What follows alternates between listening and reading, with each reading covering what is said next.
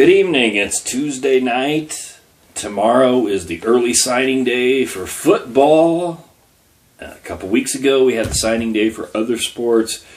An exciting period to be a student athlete in the NCAA with the House settlement, with all the changes that are coming up, with the ability to take advantage of your name, image, likeness, and with the future profit sharing that is on the horizon. This video is for you student athletes. It's for your parents. It's for your management teams. And I'm doing this nice and slow. Notice I'm not speaking at 100 miles an hour to squeeze something into 60 seconds. I want everybody to understand the importance of working with an attorney as a student athlete. And especially if you're a student athlete that has nil revenues and now you're going to have revenue sharing from your schools, it is important to work with an attorney. And the reasons why, I'm going to tell you. You know, you're probably sitting there asking yourself, well, who the hell am I to tell you? Well, let me tell you a little bit about myself. I've been practicing law for 25 years. I'm a trial lawyer. I have fought many battles in the courts, civilly, criminally. I have won many battles in the courts. And I'm a fighter by nature as an attorney. But I'm also a business attorney. I was one of the cutting-edge attorneys who was an early practitioner of what's now a whole sector of law called cannabis law. It's something I've been studying for over 30 years. I was one of the attorneys who fought for the changes in the cannabis laws, and now for the last decade I've been helping businesses involved in the hemp and cannabis industries with contracts, with disputes, with all the things that normal businesses deal with. We have essentially created a whole new area of legal practice, and I'm one of the pioneers in that legal practice. And there's a lot of similarities between what's happened in the past with cannabis law and what is happening now with NIL law, name, image, likeness law, the ability of student athletes to actually monetize on their name. This is a huge change. Much like cannabis law, there is no federal law that guides this. It's mostly state laws. Much like cannabis law, it used to be a no-no for student athletes to take any sort of money other than the scholarship and the stipends they were given. But because of lengthy court battles and the NCAA losing these lengthy court battles, this has changed. And now I'm offering my services to student athletes and their management teams so they can make sure that when they're signing a contract, they're not jeopardizing their future. They're not signing something that is stupid and not helpful to them. Because what we need to understand here is, unlike other professional sports, like in the NFL or in Major League Baseball or in women's or men's professional basketball, there are collective bargaining agreements in place that really control how those sports and the people who play them are paid. We don't have that at the NCAA level yet. It may be coming. It may be soon that the courts rule that student athletes are actually employees. And that may be coming, but right now it's not. And there is no collective bargaining. So student athletes, you are on your own. Understand this. The NCAA has lawyers. The NCAA has spent over $100 million in the last decade trying to keep you from getting paid. So they have their lawyers. Understand that the schools that you play for, they have their lawyers too. The collectives that you sign agreements with, they have their lawyers too. And understand, the NCAA lawyers, the schools lawyers, the collectives lawyers, they can't independently represent you without a conflict of interest. So you're on your own and you need your own independent representation. You need somebody who's got your back, that's looking out for you, that doesn't have a conflict because they're trying to raise money over here or because they represent the school. That's one of the main reasons that you need to have and work with an attorney.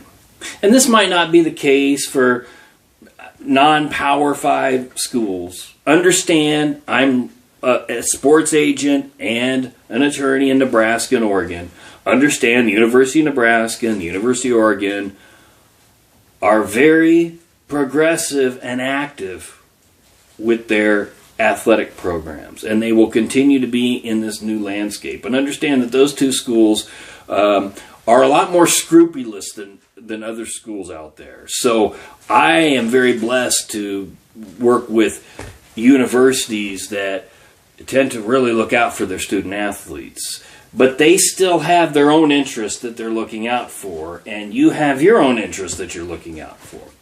And these interests are going to be in the form of contracts, because right now you're signing likely sponsorship or endorsement agreements.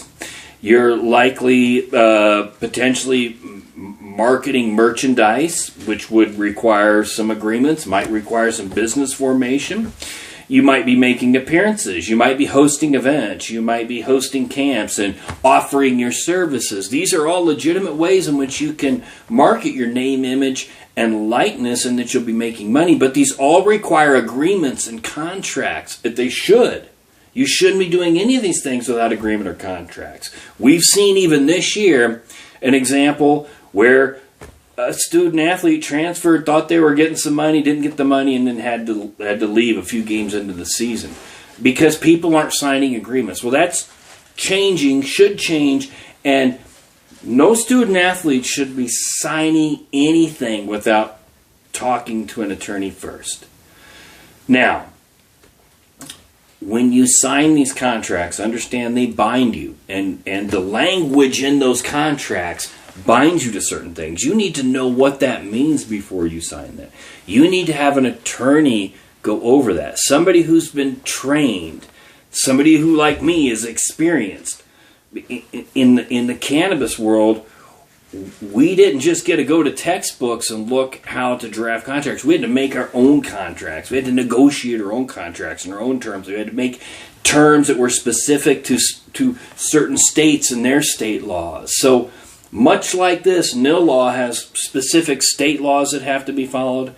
It has NCAA regulations that have to be followed. Right now, there's no federal guidelines or anything that is guiding anybody.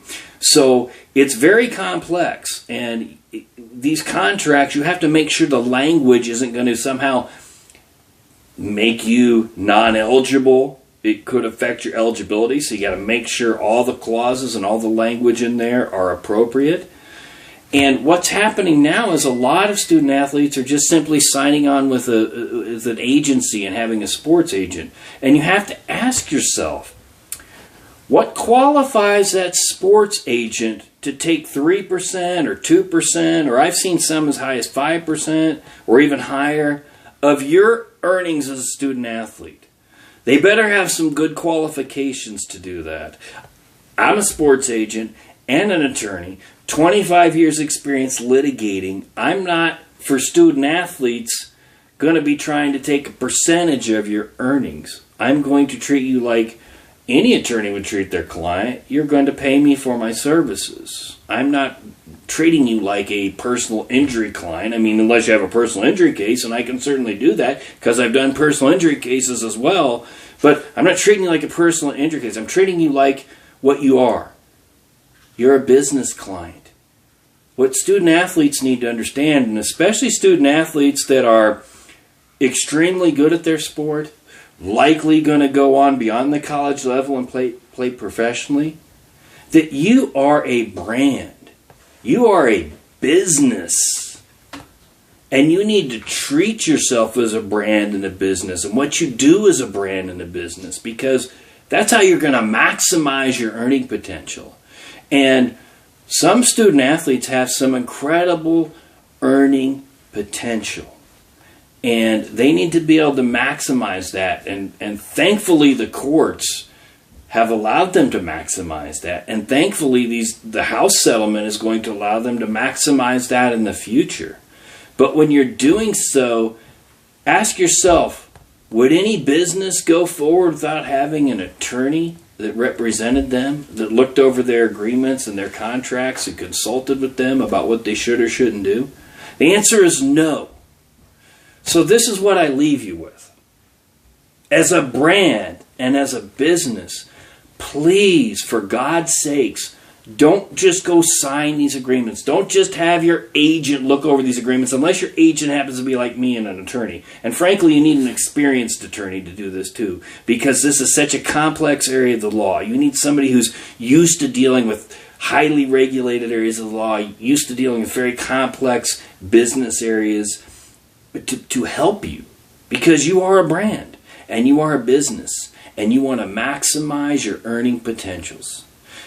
And so, as you sign with your colleges, as you approach these agreements, as your management team is being flooded with all the agreements and all these things that you're asked to sign, pump the brakes a little bit. Give somebody like me a call. I can help you out just reading your contract. You can keep me on retainer. Whatever your needs are, you need to have an attorney in your corner and helping you. And if you don't, you have to understand that when you sign those contracts, whatever the language is, you're bound by it. And you want to know what that language is, and you want to explain to you. So, as you start this new endeavor, whether you're transferring to a new school, whether you're a high school student athlete signing on and about to start at a new university, please, with your parents, with your management team, consult an attorney. Go over everything before you sign it and know exactly what you're getting into, because that is your path to success.